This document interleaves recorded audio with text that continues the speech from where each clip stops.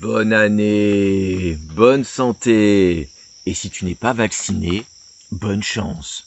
Que le sort puisse être favorable. Oh, t'es susceptible. Mais t'es susceptible, là. Mais oui, sois pas susceptible, quand même, hein. Que dirait Epictète?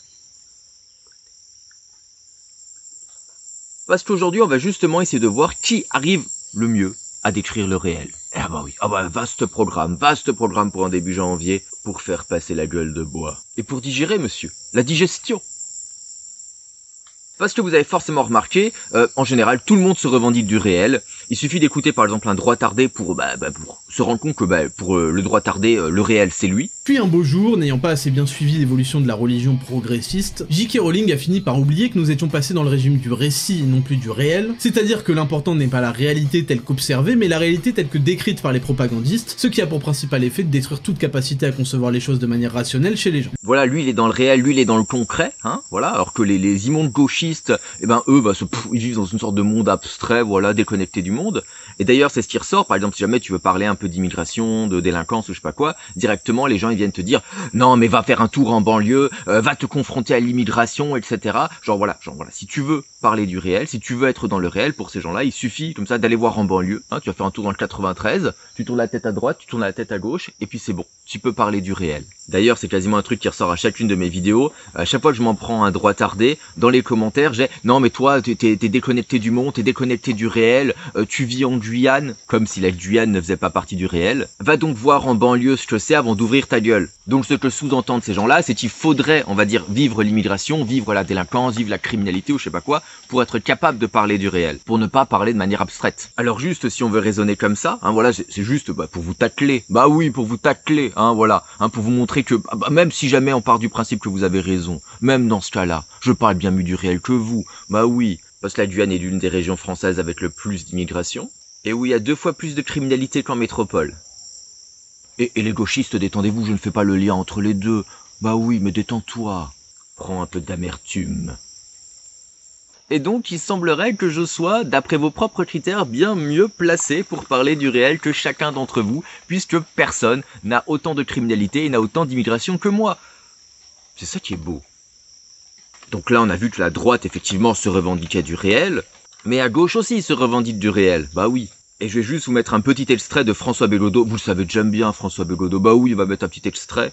Mais c'est surtout une certaine façon de pétrir le verbe dont je me sens absolument à distance quand j'écoute mon M, puisque je l'appelle M, mon interlocuteur, ainsi que ses amis, parler. C'est-à-dire, et là, la différence, elle est très nette. Une différence d'usage même de la langue, qui m'a toujours frappé d'ailleurs dans un certain verbe que j'appelle verbe autoritaire. C'est une langue qui, alors vraiment, mais piétine le détail et piétine le réel envisagé dans sa précision, mais alors avec allégresse. Et même se prévaut de le piétiner. C'est-à-dire que quand je dis à M que ses énoncés sont généraux et abstraits, ça le flatte. Alors que dans mon esprit à moi, c'est une critique. Je dis, mais qu'est-ce que tes phrases charrient comme réalité? Je ne vois pas où est le réel dans les édifices conceptuels et abstraits que tu me proposes ce soir autour d'une bière. Et lui, effectivement, ça le flatte beaucoup. Plus une phrase s'abstrait du réel, et plus elle est validée par lui. Et il fait systématiquement la même, notamment il a fait la même chez Débat d'idées avec Natacha Polony. Voilà, le but c'est de dire non mais là t'es pas concret, là tu parles de manière abstraite, etc. Et donc on comprend bien que la droite et la gauche ne peuvent pas tous les deux décrire le réel en même temps, sur les mêmes sujets. D'accord, il y a forcément un des deux qui se trompe. François Bellodo et le Roquet dissident ne peuvent pas avoir raison en même temps sur les mêmes sujets. Et donc la question auquel je vais modestement apporter une réponse aujourd'hui, oui tout à fait, c'est qui va penser le réel entre la gauche et la droite? Je vais vous départager monsieur. Tout à fait. Et tu n'es pas prêt. Et pour ça, on va utiliser un texte d'Hegel. Alors je l'ai imprimé mon texte et je l'ai pris la pluie. Ça te fait rire? Est-ce que tu veux te battre? Et c'est pas moi qui le dis, d'accord? C'est le nazi Heidegger qui le dit. Hein, voilà. Donc une parole de qualité. Il dit que ce texte, qui pense abstrait, c'est la meilleure introduction à l'idéalisme allemand et à la philosophie en général. Alors si ça vous donne pas envie de le lire, moi je ne sais plus quoi faire. Hein. En vrai, lisez-le. Alors moi je l'ai imprimé en grand comme un débile. Enfin, si tu sais utiliser un peu une imprimante, tu fais du recto verso et tu imprimes 2 feuilles par page, il y a moyen de se tienne sur 1 page et demie, hein, voilà. Et t'imprimes pas la couverture aussi, voilà. Vous n'avez aucune excuse et bien sûr ce sera gratuitement dans la description. Hein. Aucune excuse les flemmards. Vous avez du temps pour traîner sur YouTube, vous avez bien du temps pour lire un peu de Hegel, quand même, merde. Surtout qu'en plus, moi j'ai trouvé le texte plutôt drôle, une petite forme d'humour, et pour du Hegel, c'est parfaitement compréhensible. Parce que bon, Hegel, on va pas se mentir, c'est pas le philosophe le plus, comment dire, hein, le plus accessible pour le bas peuple que nous sommes. Vraiment, vous n'avez aucune excuse. Et dans ce magnifique texte, comme vous le voyez, la question va être de savoir qui pense abstrait. D'accord ? Qui c'est qui pense le réel, et qui c'est qui va penser des abstractions. Et ce qui m'a fait rire au début du texte, c'est qui dit « Oh non, je veux pas définir pensée, je veux pas définir abstrait », parce que vous savez déjà ce que c'est. Mais je ne suis pas assez malveillant pour venir expliquer ici le sens de pensée et d'abstrait. Il n'est rien d'aussi insupportable au beau monde que l'explication. Et j'ai moi-même horreur qu'on commence une explication, car au pis aller, je comprends tout sans aide. Bah, c'est comme vous aimez pas que j'explique les extraits, vous comprenez déjà tout. Bah oui. En outre, il serait parfaitement inutile d'expliquer ici le pensée et l'abstrait, car c'est justement parce que le beau monde sait déjà ce qu'est l'abstrait qu'il le fuit. Pas plus qu'on ne désire ce qu'on ne connaît pas, on ne peut le haïr. Et là on se rend compte qu'il a parfaitement raison, à droite comme à gauche, vous avez tous envie de penser le réel. Vous n'avez pas envie de penser des abstractions comme ça qui sont perchées au milieu de nulle part. Vous avez tous envie de vous dire, non mais moi je parle du concret là. Et donc pour Hegel, tout l'enjeu du texte, c'est de savoir si c'est l'homme inculte ou bien si c'est l'homme cultivé qui va parler abstrait. De savoir lequel des deux va être le plus capable de parler du réel. Parce que c'est des remarques qu'on peut souvent avoir lorsqu'on essaie de parler de quelque chose en détail, c'est tout le temps, oui, non mais là c'est pas vraiment concret, là, non mais là c'est abstrait, etc. Est-ce que c'est la personne qui va fourmiller de détails, de précision, pour essayer de comprendre un phénomène qui est dans l'abstraction, ou bien est-ce que c'est le mec qui va donner un mot comme ça, la sagesse populaire, et dire, oui voilà, bon ça, bon voilà, hein. Genre la gestion de la crise sanitaire. C'est 1984 ça. Et vous doutez bien que Hegel prend mon parti, bah oui, il prend le parti de l'homme cultivé, car, monsieur, je suis culture. Et en fait, la moitié du texte d'Hegel, ce sont des exemples qui vont permettre de comprendre pourquoi est-ce que l'homme inculte va parler de manière abstraite. Et je vais vous en lire un que je trouve absolument éloquent. Il me faudra seulement étayer ma thèse de quelques exemples. Chacun reconnaîtra qu'elle s'en trouve confirmée. Bah oui, toi, dans les commentaires, tu vas dire, bah oui, la thèse d'Hegel se trouve confirmée. Allez, on commence, allez, tu cliques. Avec ton petit doigt. Ainsi, on conduit un meurtrier au lieu de son exécution. Aux yeux du commun, il n'est qu'un meurtrier. Les dames de la bonne société, elles, observent peut-être que c'est un bel homme, bien bâti, intéressant. Oh, les femmes, nous n'arriverons jamais à les corriger. La foule s'effraie d'une telle remarque. Bel homme, un meurtrier? Est-il possible d'avoir des pensées aussi perverties et de trouver un meurtrier beau? Nul doute que vous ne valiez guère mieux vous-même. Voilà bien la corruption des mœurs qui règne dans la haute société, ajoute peut-être un prêtre qui connaît le fond des choses et des cœurs. Là, je m'arrête 2 secondes parce qu'on se rend bien compte qu'il y a la raison. C'est-à-dire que lorsque, par exemple, je fais une vidéo sur Polanski pour expliquer toute l'affaire Polanski, limite, je suis suspect moi-même, tu vois, genre... Bah non, j'explique de manière concrète quels sont les faits, mais pour l'homme inculte, directement, il y a connivence. Je continue, monsieur. Pour qui connaît bien les hommes, il est important de suivre la formation de la mentalité du criminel, son passé, son éducation, la mésentente entre son père et sa mère, la répression impitoyable d'une faute minime expliquant l'amertume de cet être humain envers l'ordre social. Sa première réaction contre cet ordre l'en a exclu, et dès lors ne lui a plus permis de subsister que par le crime. Il y aura bien des gens pour dire en entendant ceci, « Il cherche à excuser un assassin !» Et je sais qu'il y en aura dans les commentaires. Après tout, je me souviens que dans ma jeunesse, j'ai entendu un bourgmestre se plaindre de ce que les écrivains dépassaient les bornes et cherchaient à extirper jusqu'aux racines le christianisme et la moralité. On avait écrit une défense du suicide. N'était-ce pas infâme? Une enquête plus approfondie révéla qu'il s'agissait des souffrances de Werther. Excellent livre de Goethe, voilà, je vous le recommande. Voilà, très bien. Monsieur, on lit Goethe maintenant. Goethe, monsieur. Auf Deutsch. Voilà donc ce qu'est la pensée abstraite, ne voir dans le meurtrier que cette abstraction d'être un meurtrier, et à l'aide de cette qualité simple, anéantir tout autre caractère humain. Voilà, j'ai fini de lire, c'est bon. Détends-toi, il y aura plus de lecture pour aujourd'hui. Mais tu vas lire le reste, hein.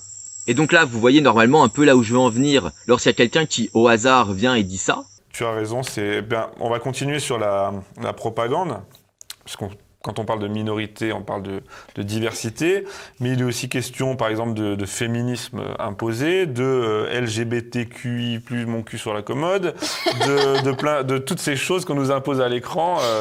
On a l'impression que Netflix et les autres tentent d'imposer par les séries une nouvelle norme, leur norme, et que moi je trouve en tout cas c'est une arme redoutable, parce que ça passe par le divertissement, ça passe par des séries que des millions de gens regardent. Est-ce que tu penses toi aussi que c'est un danger aujourd'hui, surtout pour la jeunesse qui en consomme beaucoup? Ah, très certainement, oui. Netflix, c'est un petit peu la quintessence de cette propagande LGBT et compagnie, comme tu l'as si bien dit. Extrait pris totalement au hasard. Hein, voilà, c'est pas du tout... voilà, voilà, comme ça. Est-ce que là, elle est en train de parler concret ou est-ce qu'elle est en train de parler abstrait? Parce que là, on parle de propagande LGBT, de lobby LGBT, etc. Est-ce qu'elle est en train de parler concrètement? Ou est-ce qu'elle est en train de faire comme ce bourgmestre avec les souffrances de Werther, de Goethe? Est-ce qu'ils ne sont pas en train de réduire une œuvre, en ne disant rien de sa qualité finalement, juste parce qu'il y a un personnage gay? D'ailleurs, Goethe a dit une phrase magnifique, alors je sais pas si elle est vraie, je n'irai pas vérifier, mais je la trouve très belle, car je connais du Goethe de tête. Il préfère les filles aux garçons parce qu'une fois qu'une fille a servi comme fille, elle peut toujours servir comme garçon. Un poète. Et pour revenir à cette histoire de lobby LGBT, c'est-à-dire que s'il y a un lobby LGBT qui fait de la propagande, c'est-à-dire que le lobby, on peut citer le nom des personnes qui font partie de ce lobby, le nom des associations qui font partie de ce lobby, on peut citer leurs revendications, les moyens par lesquels ils font pression sur les groupes genre Netflix là, pour faire passer leurs idées, et là on parlerait concrètement. Nous voulons des noms, monsieur. Mais surtout la question la plus importante, c'est en quoi est-ce que ça rendrait l'œuvre mauvaise? Surtout que là on a vu récemment que Terre de France... Je cite les noms, monsieur. Terre de France voulait faire un long métrage. Bon, j'ai hâte de voir ça, hein. Je pense qu'on va vraiment bien se marrer. Veut faire un long métrage qui se passe au lourd Moyen-Âge, qui soit patriotique pour la France. Donc le problème, là, pour notre amie Thaïs, c'est pas la propagande. Vu que elle et ses amis veulent faire de la propagande pour la France. Le problème pour elle, c'est le côté LGBT.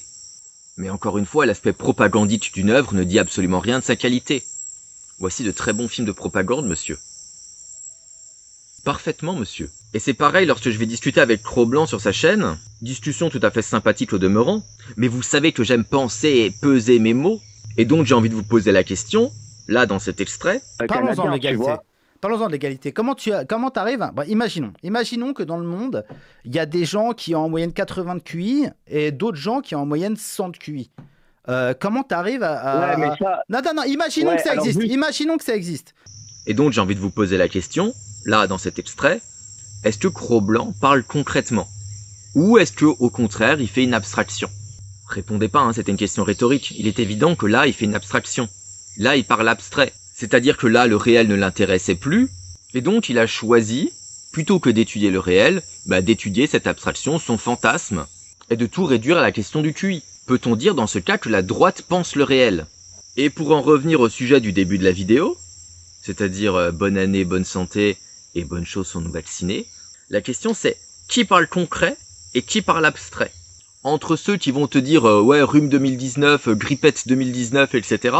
On ne risque rien si on est jeune, et puis des gens qui effectivement vont te dire que l'âge, plus t'es vieux, plus t'as de risques d'avoir un Covid grave, pareil plus t'es obèse, pareil plus t'as de comorbidité, mais pour autant être jeune et en bonne santé, ça ne te prémunit pas du Covid. Ça ne t'empêche pas d'avoir des séquelles, ça t'empêche pas de perdre ton goût, ça ne t'empêche pas d'avoir un Covid long, d'ailleurs, source en description, mais il semblerait qu'en Angleterre, 10% des jeunes qui font un Covid ont un Covid long, c'est-à-dire un Covid qui dure plus de 5 semaines avec des courbatures et tout. Bon, des choses tout à fait sympathiques. Qui parle concret entre ces gens-là, issus de la communauté scientifique, et les anti-vax complètement attardés? Ah, difficile de se dire, hein, difficile de dire, hein, franchement, Et là, je vois déjà les réactions me traitant de golem, mais... Oui, si tu veux, je suis un golem, mais... Parles-tu concret en me traitant de golem? Ou ferais-tu une abstraction?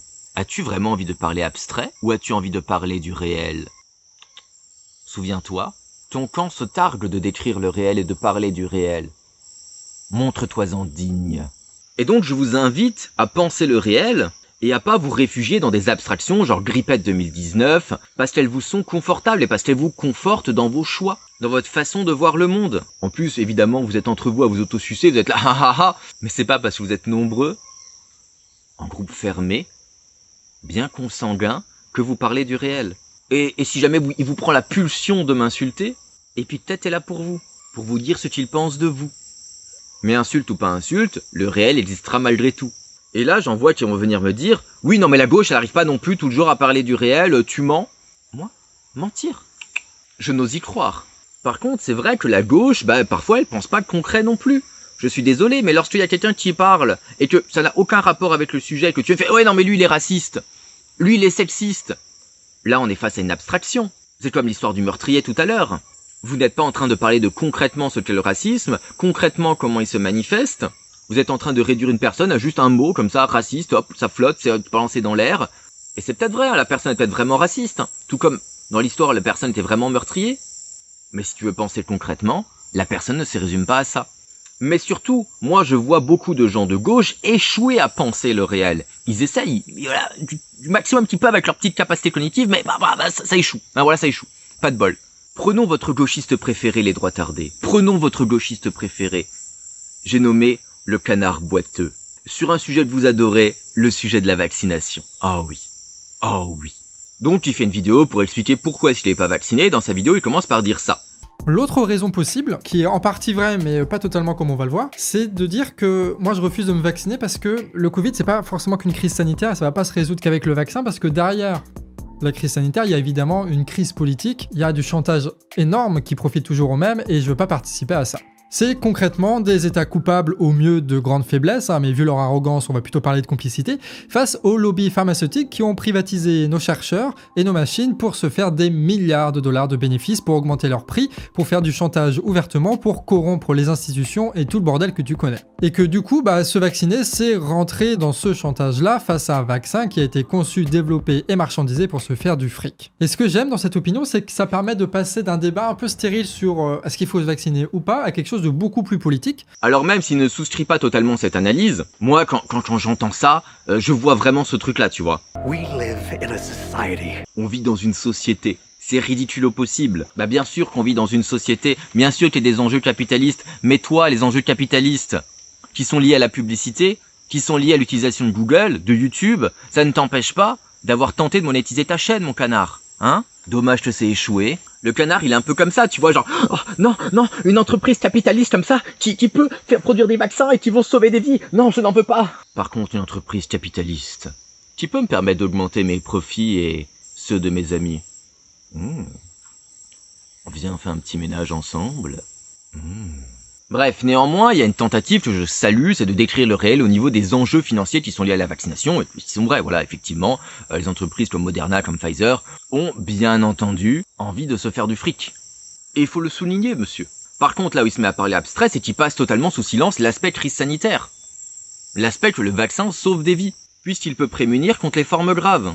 Il fait donc du vaccin une abstraction qui serait que financière et pas du tout sanitaire. Oh merde! Oh, c'est con ça! Parce qu'on ne peut pas parler concrètement de vaccination si on oublie le principal objet du truc, savoir est-ce que ça marche, est-ce que ça sauve des vies, oui ou non. Et là je vous vois, je vous connais les anti-vax, mais oui je vous connais, je vous lis, ça fait des mois que je vous lis. Vous allez venir me dire, mais tu joues avec la peur. Alors j'espère que vous aurez la décence de ne pas parler de rhume ou de grippette 2019. Voilà, on a vu que c'était une abstraction. Moi, ce que je vais vous donner, là, ce sont les faits. D'accord ? C'est parler du réel, c'est parler du concret, c'est parler des faits. Et si vous, les faits ne vous intéressent pas, il y a sans doute une vidéo du canard à regarder, ou bien une vidéo de n'importe quel droitardé à la con. D'accord ? Ne faut-il pas des vidéastes incultes pour les gens incultes ? Mais avant de continuer, je vais vous lancer un petit aparté sur les effets secondaires du vaccin. Si ça vous intéresse pas, vous cliquez là. Voilà, si le réel ne vous intéresse pas, vous irez à cet indicateur temporel. Parce qu'effectivement, les gens pour la vaccination, ils disent oui, non, mais il y a des risques de péricardite, de myocardite, etc. Alors effectivement, oui, c'est vrai, avec les vaccins à ARN messagers, il y a des risques de myocardite. Alors on a quand même une étude, menée par Epiphar, qui date de novembre 2021, qui dit qu'il y en a eu quand même 0 mort, de myocardite en France. C'est déjà pas mal, 0 mort, voilà. Est-ce que tu peux faire mieux ? Mais qu'effectivement, les vaccins ARN messagers, plus on est jeune, plus on risque de faire de myocardite, et notamment avec Moderna. C'est d'ailleurs pour ça que le vaccin Moderna, on ne le donne plus aux moins de 30 ans. Si on nous avait dit il y a 1 an et demi que des gens qui refusent une injection d'un vaccin expérimental n'auraient pas le droit, en dépit du fait qu'il passait les étapes, c'est pas la question, n'auraient plus le droit, donc probablement d'ici quelques jours, de travailler en entreprise, qu'il y aurait des confinements en France, que les gens trouveraient ça bien, enfin... C'est incroyable. Et donc dire que c'est un vaccin en phase expérimentale, que c'est un vaccin en phase 4, c'est pas parler concrètement. D'accord ? C'est faire une abstraction, un truc qui fait un peu peur. Mon Dieu, c'est expérimental, on va faire des expériences sur moi. Personne n'a vraiment envie d'être sujet d'expérience, surtout médicale. Là, ce sont des abstractions. Mais en fait, la phase 4, elle sert à ça. La phase 4, elle sert à voir, ok, lorsqu'on va diffuser notre vaccin à grande échelle, on va voir des effets très rares qui vont se produire. Ça veut pas dire que le vaccin n'est pas sûr. Ça veut dire qu'on va continuer à faire un suivi de ce vaccin Et personnellement, je trouve ça plutôt bien qu'on continue à suivre le vaccin. D'ailleurs, si jamais il n'y avait pas eu de suivi, vous auriez été les premiers à râler et à dire « Non, mais voilà, il n'y a personne qui suit, il n'y a personne qui regarde ce qui se passe, c'est honteux. » Donc on est un peu dans le cas de pile je gagne et face tu perds. Vous aurez raison dans tous les cas. Dans tous les cas, le vaccin il est pas bon, qu'il soit observé ou qu'il ne soit plus observé. Et surtout, concrètement, la phase 4, ça permet de voir s'il y a des effets secondaires qui sont extrêmement rares. S'il y a un effet secondaire qui arrive une fois sur 1 million, vous savez combien ça fait 1 million l'Armina ? Bah vous doutez bien qu'avec un essai sur 1000 personnes, 2000 personnes, 10 000 personnes, vous n'allez pas forcément le détecter. D'où l'utilité de continuer à observer le vaccin. Et donc là, vous dites sans doute, non mais c'est atroce, on va causer des myocardites à des gens qui n'ont rien demandé. Alors ça, c'est une étude qui est parue dans Nature. Voilà, Nature, c'est pas le compte Twitter d'Idriss Aberkan, voilà, faut le savoir. Oui, c'est un argument d'autorité. Qui montre en fait que t'as bien plus de risques d'avoir une myocardite et d'autres problèmes cardiaques en attrapant le Covid qu'avec la vaccination. Alors je vous montre les graphiques. Le vaccin Moderna est en jaune, le Covid en rouge, et Pfizer est en bleu, violet, voilà, on va pas s'engueuler sur les couleurs. On l'appellera Corinne. Et donc ça, c'est le nombre de cas pour 1 million. Et on remarque que le seul cas où il y a plus de myocardite causée par le vaccin plutôt que le Covid, c'est pour Moderna pour les personnes de moins de 40 ans. C'est pour ça que, encore une fois, pour les plus jeunes, on donne du Pfizer et pas du Moderna. La source est en description. Parce qu'en fait, parler du risque d'effets secondaires, ok, c'est très bien, mais si jamais tu ne donnes pas de chiffres, tu ne compares pas ça aux risques liés au Covid, là tu parles abstraitement. Parce qu'en fait, tu vas juste jouer avec la peur des gens, la peur de la myocardite, les gens savent pas trop ce que c'est, mais ils ont peur. C'est absurde, d'accord? C'est ça, parler abstrait, c'est juste s'amuser à faire peur aux gens. Oh mon dieu, tu risques d'avoir une myocardite, mais on te dit pas que t'as bien plus de risques d'avoir le même truc en attrapant le Covid. En plus, là, on semble être dans une phase où tout le monde aura le Covid un jour. Il me semble qu'à Paris, une personne sur 10 est cas contact. À Londres, une personne sur 15 est porteuse du Covid. C'est énorme. Et pour aller dans le même sens, on a le ministre allemand de la Santé qui a dit qu'à la fin de l'hiver, soit tu aurais été vacciné, soit tu aurais été guéri du Covid, soit tu seras mort du Covid. Il n'y a plus la possibilité de passer entre les mailles du filet. Donc si vous voulez éviter la myocardite, il vaut mieux se faire vacciner en fait. Et je fais juste un aparté dans l'aparté sur Idriss Aberkan. Parce que je sais qu'il y en a certains qui vont me dire « Oui, non mais Pfizer a été condamné, etc. » parce qu'il a fait une vidéo dessus. Ok, vous êtes là en train de penser abstraitement. Vous êtes en train de penser de la même manière que les gens ils pensaient « Oh, c'est un meurtrier et tout, etc. » Vous ne dites rien, en fait, finalement, de est-ce que le vaccin marche ou pas. Le fait que Pfizer a été condamné, ça ne dit pas est-ce que le vaccin marche. Et si vous voulez appliquer cette même logique, d'accord, pourri une fois, pourri toujours, eh ben je vous invite à appliquer cette logique avec Idriss Aberkan lui-même. Alors je vous prends juste en fait un petit exemple, un petit tweet qu'il a fait, on lui a demandé de citer des études qui montraient que l'hydroxychloroquine fonctionne. Donc le mec en novembre 2021 était toujours sur l'hydroxychloroquine, le mec avait juste 1 an et demi de retard sur tout le monde. Et donc il s'amuse à dire oui il y a 46 études et il t'en cite 10, voilà. Et donc il suffit d'aller voir dans les réponses pour voir que les gens ils répondent en disant mais non mais regarde tes études elles disent pas du tout ça, tu racontes n'importe quoi. Idriss Aberkan n'a bien sûr pas supprimé son tweet. Voilà, donc il ment sciemment, on l'a corrigé et il continue de maintenir ses propos, il continue de mentir. Lui, clairement, son but c'est de vous manipuler. Parce que sur les 10 études qu'il cite, il aurait pu faire 1 erreur, 2 erreurs. Mais au bout de combien de temps c'est de la malveillance et du mensonge? Et si vous ne croyez pas, on va vite le faire, regardez, hop là, celle-là, là. On va regarder, hop. Bah non. Oh, on va regarder celle-là, hop. Bah non. Qu'est-ce que vous voulez de plus? Peut-être oserais-je faire une abstraction sur le docteur Aberkan en l'appelant hyper-menteur. Mais bien évidemment, il y a un pas ici que je ne franchirai pas. Et je précise juste pour les plus malveillants d'entre vous qui vont déformer mes propos, je suis pas en train de vous dire que c'est bon maintenant, il faut plus regarder les vaccins, c'est bon vacciner tout le monde, 50 doses dans la nuque, 3 fois par jour, c'est bon, ça risque rien. Au contraire, je suis en train de dire qu'il faut continuer à observer les vaccins pour ajuster la balance bénéfice-risque, comme on l'a fait avec Moderna, en disant bah non, Moderna, pour les plus jeunes, c'est trop risqué, on va leur préférer du Pfizer.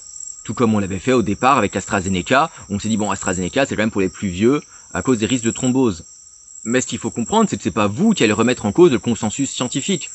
Vous aurez beau me répondre que j'y connais rien, que je suis pas médecin, mais toi non plus, t'y connais rien et t'es pas médecin. Je sais que c'est dur à accepter, mais t'y connais rien, t'es pas médecin non plus. Pourquoi tu parles?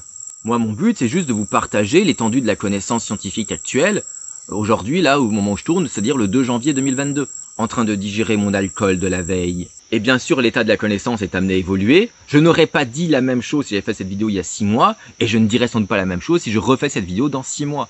Mais parenthèse fermée pour de vrai, revenons à notre canard. Mon petit magret. Donc on a vu qu'il était incapable de parler concrètement du vaccin.